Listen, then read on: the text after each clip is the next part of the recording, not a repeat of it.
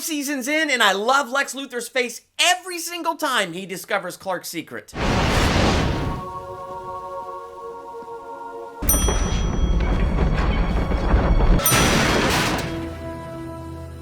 Clark, you have some explaining to do. And then promptly they figure out how to get that out of his head. Season 5 is an incredibly epic season of Smallville, and I'm excited to tell you why I think so. What did you think of Season 5? Let's talk about that in the comments.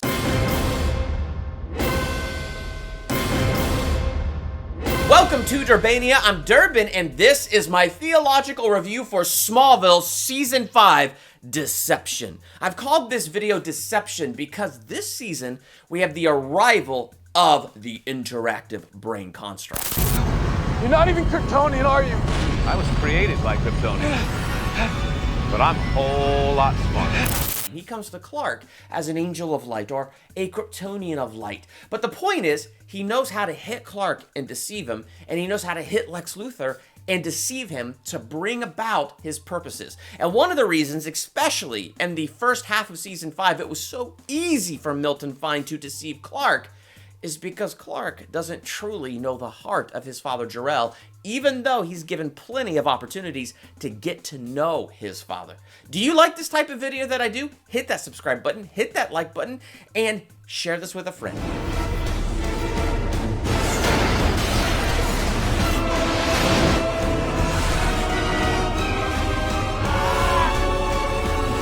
Zod is coming.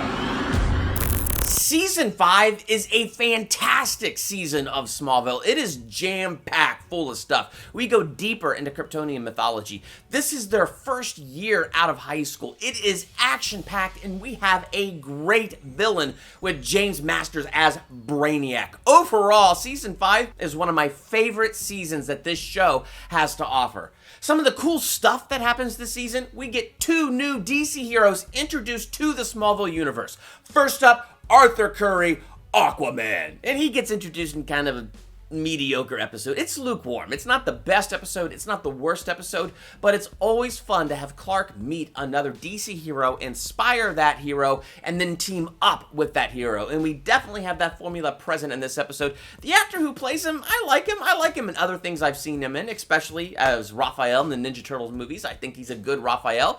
He does this character a little one note, but that's okay. It's a fun note that he plays. He brings the surfer dude quality to the character. I think Arthur Curry and Lois Lane are pretty funny on screen together. You know this whole orange and green thing you got going?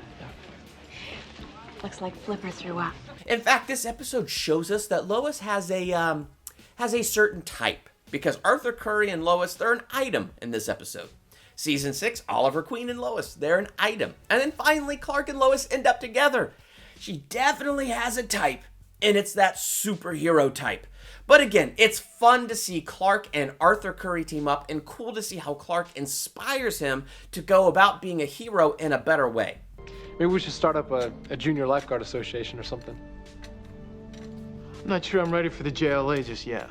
And then we have Victor Stone, Cyborg, introduced this season. I like this episode a lot better. The actor who plays him does a great job. He has different layers to this character. He has great chemistry with Tom Welling on screen, and a lot of fun action this episode as Clark is working to set Cyborg free from the lab that is doing these experiments on him so that he can have a life. So it does a really good job, again, showing Clark inspire another DC hero, show their friendship begin, and they have this cool connection. They're both football stars from their respective schools, so they have this connection right away. So there's a lot of stuff they do with this character that's a lot of fun.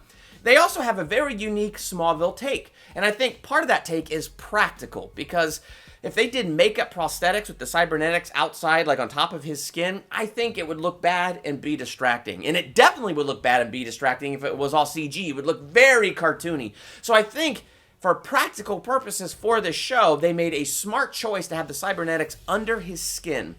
I think it fits the tone of Smallville, the idea of having those dual identities and concealed power. And when Clark x-rays him and we actually see the cybernetics on his skeleton, it looks like that cyborg that we know. So we know that it's there. So I think that part is actually pretty cool and fits Smallville and fits what they were able to do. Also, in the DC animated universe, like Justice League War and then the DCEU, we see that a lot of his cybernetics come from the Mother Box, and that Silas Stone, his dad, has a major part to play in his origin. And that's not really so in Smallville, because his mom, dad, and sister were all killed in that wreck. And it was Luthor Corp, along with this other company, working together that were doing these experiments on him. So it's a little bit of a different origin and a little bit of a different take, but I think they do an overall great job with it. Something else this season that I think is cool is Clark finding out Chloe knows his secret. Clark and Chloe are finally on the same page as all the rest of us. In season 4, with the episode Blank, we got to see how much Chloe cares for Clark and how protective she is of him and of his secret. So we got to see that, and that was so cool. And finally this season, Clark gets to see that side of Chloe. When he gets beamed to the North Pole after putting the 3 elements together and it forms that crystal, which is a very cool Superman nod. When he takes that crystal and he throws it, it plants itself in the ground and grows the Fortress of Solitude. Chloe happened to be standing a little too close to him, and she got beamed to the North Pole, giving us this fun little moment. I think it's time you switch into Super Clark mode now. Super Clark. And then when they're in the hospital room and he's learning how long she has known his secret, and I love the look on her face when he reveals, no, I didn't get my powers from the meteors. I'm an alien. I think you're so amazing. I love that look on her face, and then they have fun with that. Pete? Oh. You told Pete your secret? I kind of had to, so my ship. What? Pete got to see your spaceship? We see Chloe really be that friend that I think Pete was supposed to be in seasons 2 and 3, but I think he got underused because the showrunners didn't realize how popular Chloe was going to become, and deservedly so. She's such a great character. So it's very cool to see Chloe take up that mantle and be that person that Clark can fully trust and really just tell everything to. This season, we get deeper into Kryptonian lore. One way we do that is season 5 begins with how the show began. Another meteor shower. And just like the show begins, a meteor shower, and Clark came down in a ship, and this meteor shower was another Kryptonian ship with Brainiac and the disciples of Zod.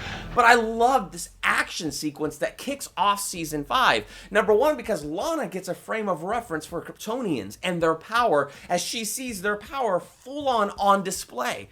But so does Lex Luthor. He's in the Kawachi Caves and they show up there and they're looking for Kal-El. Are you Kal-El? Who wants to know? And I feel kind of bad for Lex Luthor because he goes into that inner chamber and he finds the octagonal key. It's in his hands again. And then the Kryptonians show up and they use, I guess, their Kryptonian telekinesis and take the key out of his hand and he loses it again. It's for him, it's always got to be so close, so close. He has the key.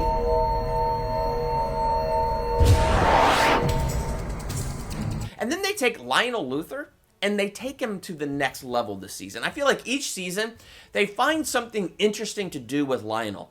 This season, he becomes an oracle of Kryptonian knowledge. And season 4, when he had one of the 3 elements and Clark put the first 2 together and they called out to the 3rd, it transformed Lionel into an oracle of Kryptonian knowledge, and he became a vessel Jor-El could inhabit should Kal-El ever need him. And I find that to be a very interesting thing that they did with him this season, especially when Jor-El does inhabit Lionel Luthor. We get a more human side of Jor-El. We got that in season 3 when we saw Jor-El on his rite of passage in Smallville. So we saw what he was like as a flesh and blood person and not just a cold AI voice, that he really is a person who does have feelings and who is humbled even in that episode. And he takes on flesh and blood when he inhabits Lionel's vessel. And yet again, we get a line like this. Always know that I love you. again, we see a warmer side of Jor-El every time he takes on flesh. And so I find that to be a very interesting concept. And yet again, something very interesting they did with Jor-El. Or not, well, yeah, with Jor-El and with Lionel. What do you want me to do? You must do as I tell you, and study with diligence, for that is the only way to save this planet. One of my favorite episodes, though, comes after Clark makes a very, very stupid choice. You must return to me before the yellow sun is set. I'll be back. In episode 1, Jor-El says to Clark, you know, save Chloe, but you need to return to me before the sun sets. Do not fail me, Kal-El, or the consequences will be grave. You have my word. You know what this shows? In Clark's youth, he's immature and he is a word breaker. His word is garbage because he keeps letting fear make his choices for him. And it's very cool how he defeats the disciples of Zod. We get an introduction to the Phantom Zone. They try to throw him in there. Instead, he throws them in there. Very cool nod to Superman 2. So I really did enjoy that. But when that little glass thing breaks through Lex Luthor's window, we see the sun setting. Clark could have done it. He is so fast, he could have made it there. All he had to do was get to the caves and he could have beamed over there. But no. Instead, he decides to help Lana, who he already saved, and she's fine. She's in the Luthor Manor. There's a whole staff of people that work there. She's fine. So what's really going on here? Fear is dictating his decisions. Do not fail me, Kal-El, or the consequences will be grave. And he jumps to a conclusion. I learned this about Clark this season. He is able to leap tall conclusions in a single bound, deciding, well, I got rid of those two. That must have been the danger that Jor-El warned me about. No, if he had run back to Jor-El, he could have learned so much more and known the truth. A dark force from Krypton has been awakened, Kal-El. You must do as I tell you, and study with diligence, for that is the only way to save this planet. Instead, he never did that. He made a choice out of fear and he stayed in Smallville. And therefore, when the sun set, he lost his powers. Which leads to episode 3, which is one of my favorites, because Clark gets shot.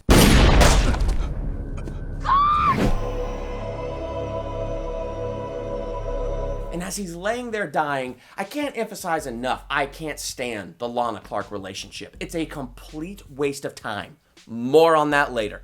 But here he is lying in this hospital bed, and this is a great moment. He turns his head towards her, opens his eyes, and smiles, and flatlines. Now, something else powerful in this moment is we have a reversal of what happened in Season 3.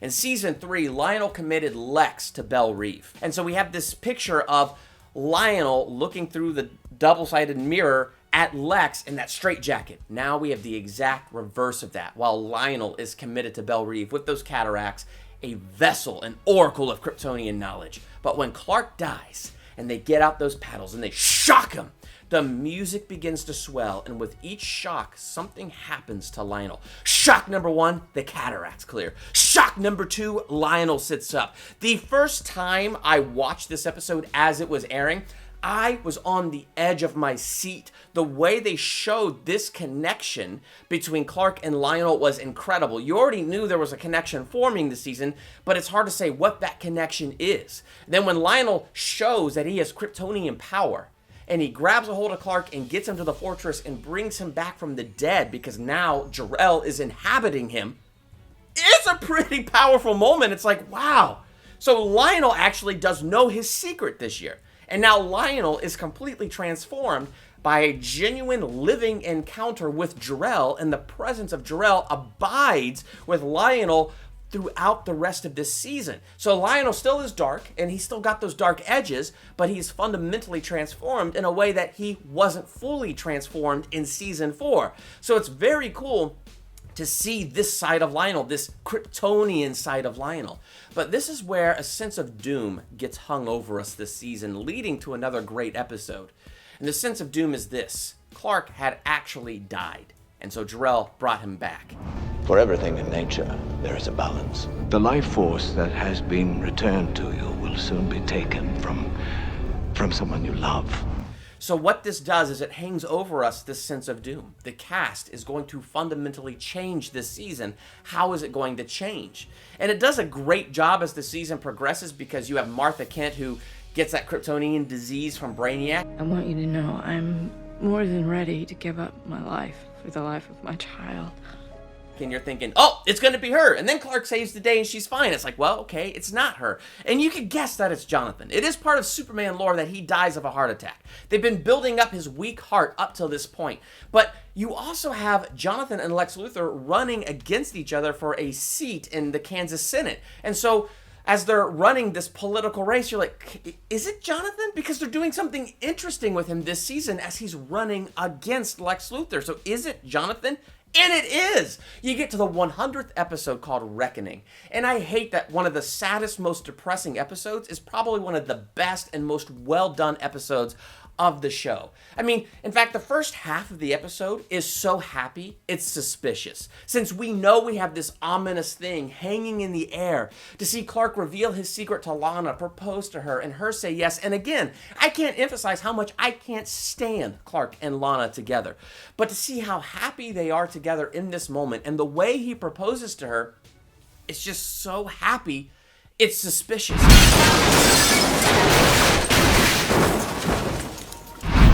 Nothing you could have done. Nothing.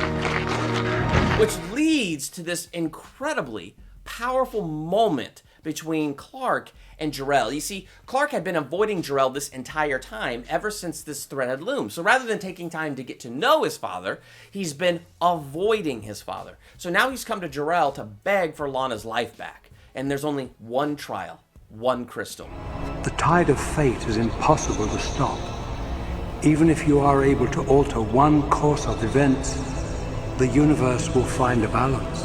And so he has one chance to go back in time to change everything. Now, this is interesting to me, because here's what Clark could have done. And this is exactly what he should have done. He should have done everything the same. Revealed his secret to Lana, proposed to her. She would have said yes. All he had to do different was show up where that accident happened and catch the bus. Sure, his dad still would have died, but Lana would have lived and she would have known his secret and they would have been together. But I think there's a reason Clark, again, leapt to a conclusion in a single bound. The conclusion he leapt to was her knowing his powers put her in danger and it killed her, and he can't do that to her. That's not the truth. That's not even close to the truth. I think the truth is something that gets unveiled to us as the season progresses. First, between Clark and Martha. Do you think you didn't tell her because maybe deep down you didn't think she was the one? Then between Clark and Lois. Sometimes you gotta tuck your feelings away until it's the right time. Like stuffing dollars into a piggy bank for a bike you can't quite afford. You'll find that all this time you haven't been saving for a bike. You've really been saving for a Harley. But if he was honest with himself, something inside of him knows something between the two of them does not click. That's why he made the choice that he made to keep his secret from her. It was a self-destructive choice that led to the end of that relationship, because really he knew something about it wasn't right. And so he knew, though, and also taking that crystal, that the life force would be taken from somebody else, because the tide of fate cannot be stopped. Now, why don't you get...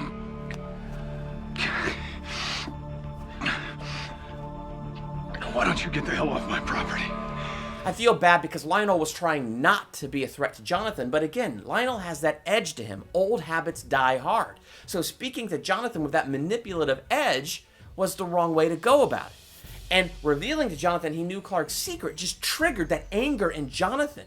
And Jonathan's anger and his weak heart, it did him in. And what's so powerful about this scene is when Jonathan is actually dying, his head turns to Clark and no words, but you can see on his face, I love you and I'm proud of you. You didn't need the lines. It's on his face. He turns to Martha and it's that look of, I'm so sorry. I love you. The way they did that was incredible. Oh, please, not yet. No.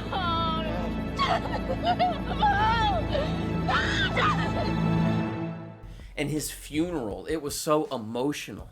The slow motion shots, the snow. It's one of the most beautifully shot and produced scenes in the entire series. It is so well done. And I hate saying that because it's such a sad moment. It's horrible to lose Jonathan Kent off this show. But for me, the saddest part is the next episode. And the next episode is interesting to itself, Clark learning to say goodbye. But that's the point, right? He's dealing with his anger and losing his father. He hasn't figured out how to say goodbye. So the whole episode is building to this moment where he finally puts on his dad's watch for the first time, and he walks into the house, and his mom is watching a home video. Bye-bye. And Clark just cries into his mother's arms. That scene chokes me up every time. That episode is kind of mediocre until you get to that point where Clark had to learn to say goodbye. It is heart-wrenching. And then later, when the season rips off that movie Flatliners, and Lana, goes to the great beyond and is brought back, that moment where Clark gets that kryptonite shot and he sees his dad. I cannot do this without you. Yes, you can. This is your destiny, son. You are going to touch the lives of so many people. The fact that his dad is talking to him in that whisper, it just indicates, yeah, he's in the afterlife and that sin nature is gone. And so he's not speaking with that anger or that edge or with fear. I love the way he speaks to his son. All that's left is love and hope and faith. And so as he's speaking to his son like this, he's speaking into his son's destiny. You're a symbol of peace. You're a symbol of justice. And I love those moments in the show after Jonathan passes on. It's still incredibly sad, but the show handles it so well and does such a great job with the emotion of it. And if I could leave you with one more picture of hope, this idea that the universe needs balance. Life was given back to Clark, and therefore there must be balance, and that life force must be taken from somebody that Clark loves. It reminds me of the biblical concept, the wage of sin is death, but the free gift of God is eternal life. Jesus paid our wages in full. He was the life sacrificed. There is no other sacrifice needed. There is no condemnation left to hang over us. No weight ominously waiting to fall upon us. Jesus already took it and he already bore it. And the free gift given through him is eternal life. Your mortal journey is over, yes? Again, the biggest weakness of season 5 goes to the Lana drama. The Clark and Lana drama and the Lex and Lana drama, which I'm sorry, it's just creepy and it's just wrong. But this season, Clark finally feels like he could be with Lana when he loses his powers at the beginning of the season, thinking, I have no secret to keep from her now. Yeah, Clark, powers or no powers, you're an alien from another planet, and you seem to keep quiet on that topic around her. All the Clark and Lana drama is this. Season 1, Clark pines for Lana. Season 2, Clark is with Lana. Season 3, Clark breaks up with Lana to protect his secret. Season 4, Clark pines for Lana. Season 5, Clark ends up with Lana. Also Season 5, Clark breaks up with Lana to protect his secret. Season 6, Clark pines for Lana. Season 7, Clark ends up with Lana. This is all a gargantuan waste of time. Clark and Lana don't end up together. Clark and Lois end up together. That relationship is fun and that relationship is healthy. Lana consistently puts the weight of the world on Clark's shoulder. There is consistently discomfort whenever they are in the room together. And the root of that discomfort, I think it's this right here.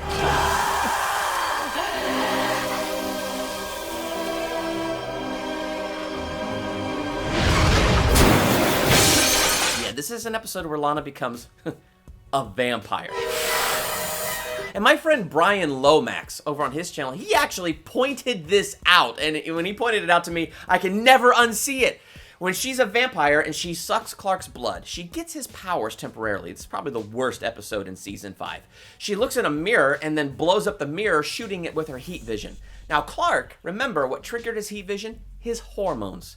Lana, staring at herself in the mirror, shoots heat at it for the very first time and blows it up. I think she's a little bit in love with herself, and that supposed to be comical moment shows us the truth of what is going on in Lana's character. And I don't want to blame Kristen Crook. I want to be nice like my friend Brian Lomax and not blame her. This is how her character is written, and I think she's doing the best she can with the part that she's given. But this drama is utterly annoying. It goes nowhere, and it's a waste of time. And then they make it more of a waste of time by having her with Lex this season, which is creepy, because you know what it shows? They wanted this love triangle from the beginning, but with her in high school and Lex not in high school, they kind of just had it sitting backstage. And now that she got a high school diploma, it is ready to take center stage, and it's gross. It is gross, and it is wrong, and there's nothing about it that is even remotely entertaining or anything that has me on the edge of my seat that says, no, Lana, be with Clark. It's like, I feel bad for both of you, Clark and Lex. They just need to get her off the show. She should have left in season 3. Whew. I'm only a little bit passionate about that. A dark force from Krypton has been awakened, Kal-El, and its sights are set on Earth. One shot of this, theoretically, you'd be protected from any disease that could be unleashed. But the most powerful thing about season 5 is the deception. Brainiac, James Masters, is an incredible character, and the way Brainiac plays both Clark and Lex and knows how to play them, it shows us the truth of how the enemy knows how to hit us. He knows our weaknesses. He knows how to hit us in that way to try to take us down. So he knew where to hit Clark. Now I'm going to go back to a quote I read from C.S. Lewis when I did my season 1 review. The quote is this: "Good and evil both increase at compound interest. That is why the little decisions you and I make every day are of such infinite importance. The smallest good act today is the capture of a strategic point from which, a few months later, you may be able to go on to victories you never dreamed of.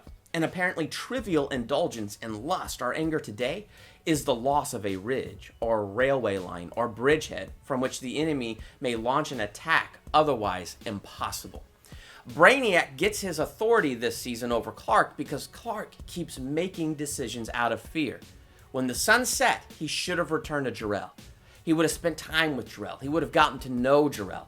And getting to know Jor-El in context, he would have gotten to know the threat that has actually landed.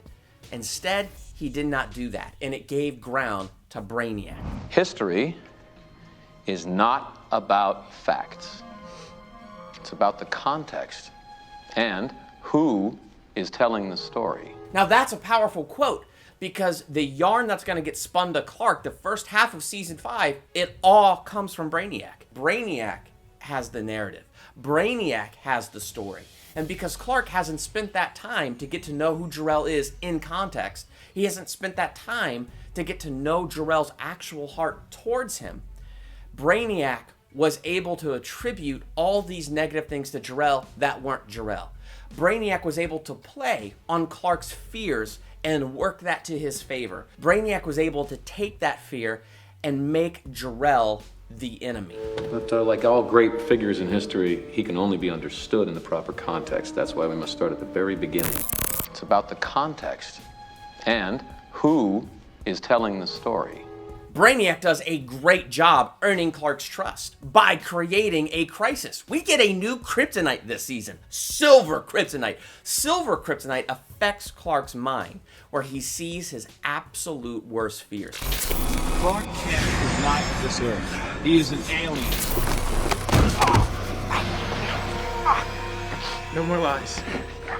It's Brainiac that delivers the silver kryptonite to Clark, and then he plays both sides of Clark's deepest fears. So first you have this moment, and when Clark goes to talk about Milton Fine about what just happened in that classroom, Milton Fine's like, wait, so you're being threatened too? This must be us looking into Luthor Corp. And he adds this. I'm sorry for pulling you into this. Listen, Clark, whatever happens, we're in this together. Remember that, okay? So he makes Clark feel good and assured that Clark isn't alone and that Brainiac, Milton Fine, is there for him. And then a little bit later, Milton Fine plays the other side of that fear. And Clark brings up that conversation they had, and Milton Fine says, Clark, I haven't seen you in over a week. No. We spoke this morning. After class, we talked about it. The black truck. You were going to talk to campus security. So he's playing both sides of Clark's fear to work him up into this fever pitch, to really create a crisis in his life. And you can see Clark getting paler and more sweaty as this episode goes on. And I think Tom Welling does a great job with his performance as his fear is growing and mounting, and seeing Chloe step in with kryptonite, and then Chloe help cover for him once the silver kryptonite splinter is removed from him, and it's removed by Brainiac. Brainiac takes it as a moment to reveal he's Kryptonian, which he's not. He's made by Kryptonians. But to reveal he is of the planet Krypton. I thought I was the last son of Krypton, but you people keep popping up. And so he deceives his way into Clark's trust. He deceives his way into that and makes himself out to be a friend when really he's a foe. And that's how the devil works. For Satan himself masquerades as an angel of light. And that's exactly how Brainiac masqueraded himself. Then Brainiac caused a Kryptonian disease over Martha, and he blamed Jor-El from it. But look how innocent he played. No matter how malevolent he is, Jor-El still represents your only connection with your past. Again, trying to be the good guy. All a mask, all a masquerade. Because you know what he wanted? You're the only one who could affect the fortress. You are free! General Zod! Finally, he will rid this fertile planet of the scourge of humans. Using Clark to get access to the fortress so that he can use the fortress to open the portal to the Phantom Zone and release General Zod. He even made Zod look to be a good guy. Like Zod was the hero of the people. He ruled over Krypton with an iron grip of fear and intimidation. Anybody who spoke out against him was locked away, even the great hero of the people, Zod. Zod is the genocidal maniac who is responsible for the destruction of Krypton. But because you have Brainiac who's got the narrative, and now facts don't matter because he's telling his version of the history, it is Jor-El who is that maniac. It is Zod who is the hero of the people, and it was the exact reverse. So this was that first time that Clark gets to see Jor-El is the good guy, and how easily he was deceived, how gullible he was to that deception, because he didn't actually truly know his father. And thank goodness Chloe was there. If it wasn't for Chloe, Zod would have inhabited Clark then and there. But Chloe came in and saved the day, leading to a pretty awesome fight between Brainiac and Clark.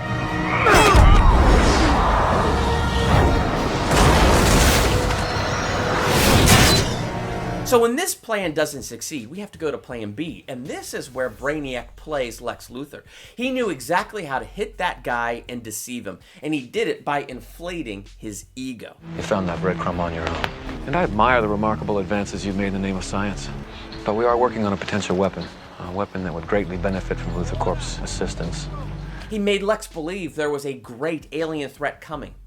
And what we see in the opening of this Honduras episode is that Fine is collecting viruses. And he's collecting viruses to make a vaccination. And what he does is he deceives Lex into using his resources to create this vaccine. Really, it's a serum to turn Lex into pretty much a Kryptonian so that he could be the vessel for Zod to inhabit. But he's playing so much so on Lex's ego that here he is thinking that he's doing this great thing for the world, but really he's being deceived. In fact, Brainiac plays him so well that Lex becomes suspicious of Brainiac. He thinks Brainiac might not be human at some point. So he begins to mass produce the vaccine for humanity in his own private facility. Again, this is what Brainiac wanted. And Brainiac played on Lex's genius, Lex's wealth, and Lex's inherent distrust of people. He played on all of it. So Lex here, he thought he was rising above Brainiac's deception, while Brainiac was just sitting there playing along, tightening the noose. Close. But I'm not one of them. One dose is all I ever needed. It's an incredibly powerful picture of deception, and how Brainiac played him so well that Lex fell right into his trap and became the vessel for Zod. What are you doing? I'm preparing him. And then here's another powerful moment, because Clark knows Jonathan. He knows Jonathan's heart well, right? You would think. But Brainiac takes the form of Jonathan Kent and comes as the ghost of Jonathan Kent to deliver Clark a message. I'm sorry, Clark. But to save this world, you've got to kill Lionel Luthor. Now, you remember how I said Clark can jump tall conclusions in a single bound? So hearing all this bad stuff about Lionel Luthor will drown everybody in a sea of blood and he must kill Lionel Luthor. Clark and Chloe hack into Lionel's schedule. They see he's going to meet with somebody in the Pentagon about the weapon. The conclusion Clark jumps to is he is the weapon. The weapon is what Lex is creating in his lab, but Clark, in fear, is jumping to this conclusion because of the deception that Brainiac is laying. So Brainiac takes this further and makes the deception seem more valid by even deceiving Martha Kent. He's going to drown you all in your own blood, just like he did me. What he's trying to do is distance them from Lionel. Lionel has a horrible past, so it's not that hard. But Lionel is a changed man. And Lionel is the vessel for Jor-El now, and he is a key to this, and he's trying to get rid of Jor-El's presence so that his evil plan can come to pass. And right when Clark has Lionel's neck in his grip, because he finds out the truth that Lionel was there when his dad died, the ghost of Jonathan Kent shows up and says, "Kill him." And it's Lionel who reminds Clark, your father would never make you a murderer. Your father would never make you a murderer, Clark. Clark Kent, kill him now!